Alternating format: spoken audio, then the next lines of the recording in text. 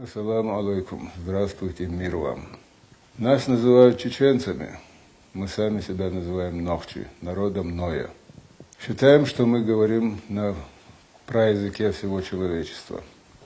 До нас доходят слухи от вроде бы именитых людей, вроде бы что-то знающих, которые утверждают, что мы действительно народ Ноя. В Библии написано, что он приземлился в горах Араратских. Ученые почему-то искали его на Арарате, но Арарат стоит отдельно, хоть и относится к горам Араратским, Урартским, то есть Кавказским. Но Арарат стоит отдельно, особняком. Он не стоит в горах Араратских. Раз он находится в горах Араратских, то и следовало искать его в горах Кавказа. Я нашел его. Я могу предложить вашему вниманию. Обратите внимание, это распаханное поле. На нем государство выращивает картошку, морковку, даже не подразумевая, что это такое.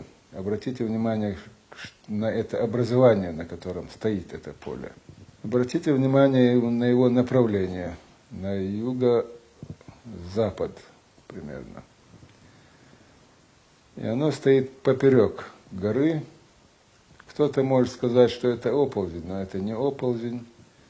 Если бы это был оползень, он был бы прямо с горы снизу вверх, а не поперек.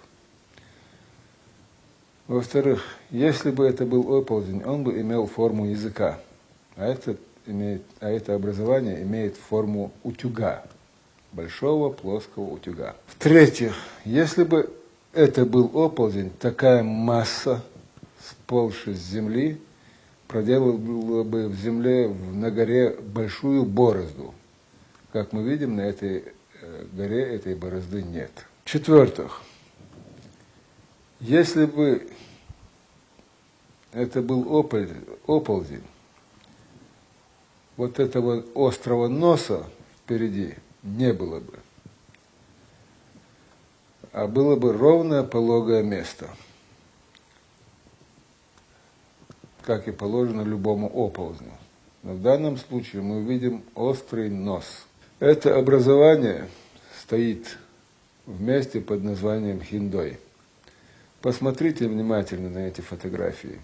Теперь, согласно топонимии, любое место получает свое название либо благодаря своему ландшафту, либо благодаря какому-либо событию, произошедшему в этом месте. Это место, где стоит ковчег, называется Хиндо, что в переводе обозначает водное дно, или дно воды, как хотите. А теперь, пожалуйста, подумайте сами. Дно воды на вершине горы. Это должно быть абсурдом.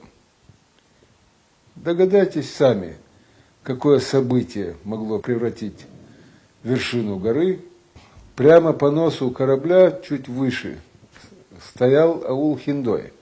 Когда ковчег приземлился, все люди, звери, все должны были выбраться куда по суше, повыше.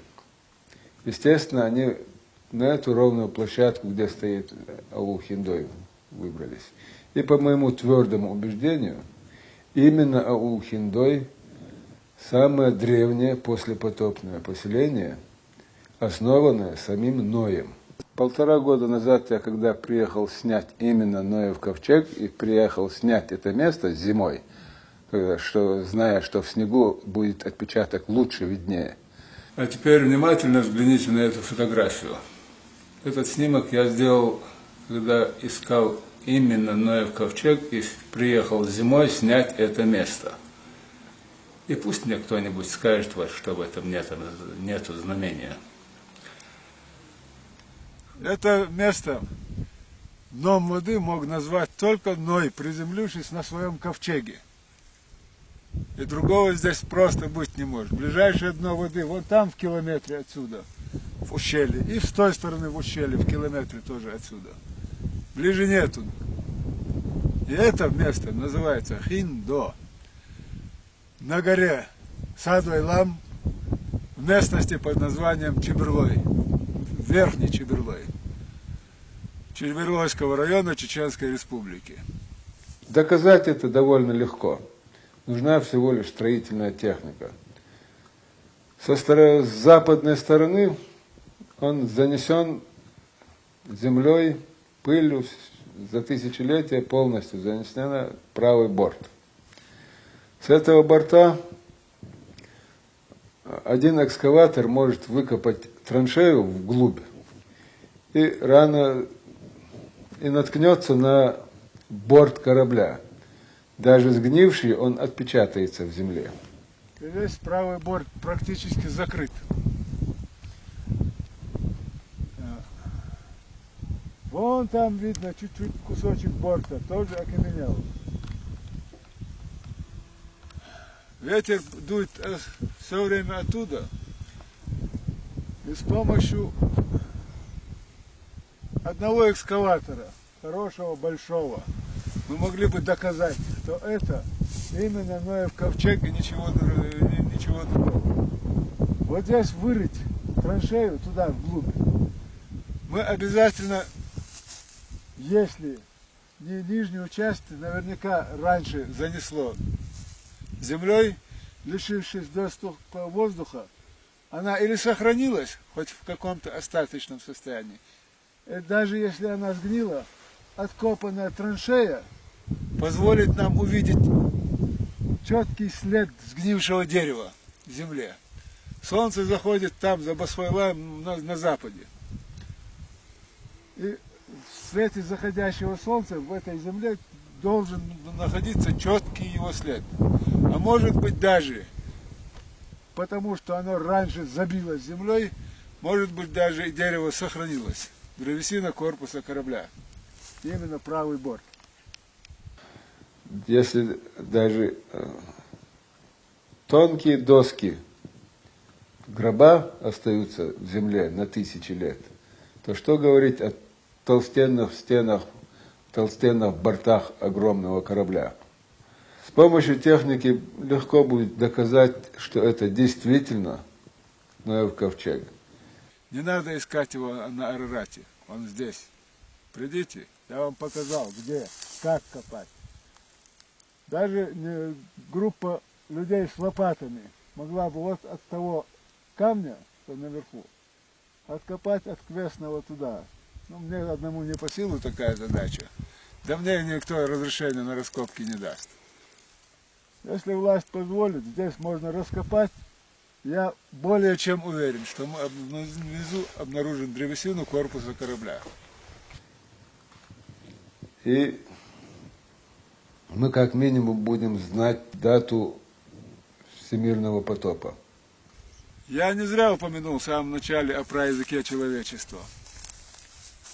С точки зрения топонимии, любое место получает свое название либо благодаря своему ландшафту, либо благодаря какому-либо событию, произошедшему в этом месте. Финдо в переводе с нашего языка переводится как «дно воды» или «водное дно», если хотите. Теперь обратите внимание, это вершина практически горы. Это же с точки зрения топонимии, это совершенно абсурд. Дно воды на вершине горы быть не может. Если это не только не этот толстый намек на тонкие обстоятельства. Вот это его правый борт. Как мы видим, он занесен за тысячелетия полностью землей, потому что ветер в основном дует с той стороны, с Нахчикилоя, с запада. На этой стороне, если вам видно, идут камни, и занесено очень мало, не полностью. Потому что с той стороны ветер дует очень редко. А то, что там камень, этот камень вызывал самые большие сомнения до последнего времени, пока я недавно по телевизору не увидел, как показывали какой-то артефакт, металлический, превратившийся за тысячелетия в камень. Если уж металл может превращаться в камень, так дереву сам Бог велел. Посмотрите на его высоту. Это, наверное, не меньше пятиэтажного дома будет. Да, чтобы все разнообразие видов живых существ разместить, действительно понадобилась громадная постройка, и без помощи Аллаха ее невозможно было построить. Я знаю, что опубликовав эту запись, все это обезьянье потомство, всякие дарвинисты, убежденные атеисты и прочие сатанисты начнут на меня нападки, мол, такого и быть не может, потому что не может быть никогда. Но пусть увидят, придут сюда и увидят то, что видел я. Это чудо, Божье чудо. Не знаю, какое по счету из чудес света. Доказательства, прерогатива ученых. Естественно, для этого нужно всего две вещи. Разрешение властей и желание ученых доказать. Напоследок хотелось бы добавить. Я утверждаю, что это именно окаменевшие останки Ноева ковчега. Я готов головой ответить за все мною сказанное. И в случае, если будут проведены раскопки, ручаюсь за результат. На этом я с вами прощаюсь. И пару слов своим и на своем. Нохчи, салам алейкум. Маршал душим. Хакасар мелдейсин хуманца, вайн билгал бахан душин. Вайдунянча угуре бючбек, угуре ширмуат бушин.